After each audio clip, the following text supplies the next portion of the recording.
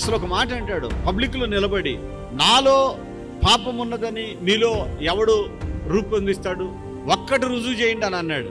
ఈ మాట లోకంలో ఎవరైనా అనగలరా అంటున్నా. నాలో పాపం ఉన్నదని ఎవడన్నా రుజువు చేయండి అంటే, ఒక్కడ కనుక ఆ మాట అన్నాడంటే వాడు పైనుంచి కింద వరకు చూస్తే 1000 పాపాలు చూపించవచ్చు, 1000 లోపాలు చూపించవచ్చు మనిషికి అయితే. మరి ఆయనకి ఎందుకు చూపించలేకపోయారు? ఆయన ఎందుకు పాపి అని చూపించలేకపోయారు అని అంటే, ఆయన పాపి కాదు, ఆయన పరిశుద్ధుడు. ఆయన మాటల్లో పరిశుద్ధత, ఆయన చూపులో పరిశుద్ధత, ఆయన క్రియలలో పరిశుద్ధత, ఆయన ప్రయాసలో పరిశుద్ధత, ప్రేమతో కూడిన పరిశుద్ధత.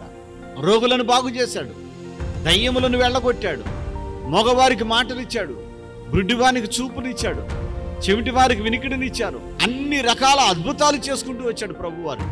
ఎవడిని ఎప్పుడు ఎక్కడ ఇసుమంతైనా కష్టపెట్టలేదు యేసయ్య. కనీసం లేసే మాత్రమైనా ఎవడిని కనీసం దుఃఖపెట్టిన చరిత్ర యేసు ప్రభువారికి లేదు. అందుకని అన్నాడు, నాలో పాపం ఉన్నదని మీలో ఎవడు రూపొందిస్తాడో రండి వచ్చి రుజువు చేయండి అన్నాడు. ఒక్కడంటే ఒక్కడ రాలా ఆయన దగ్గరికి. మరి చాటునేమనుకుంటున్నారు? చంపేయాలనుకుంటున్నారు. ఎందుకు? మత పిచ్చి, ఇంక వేరే ఏమి లేదు.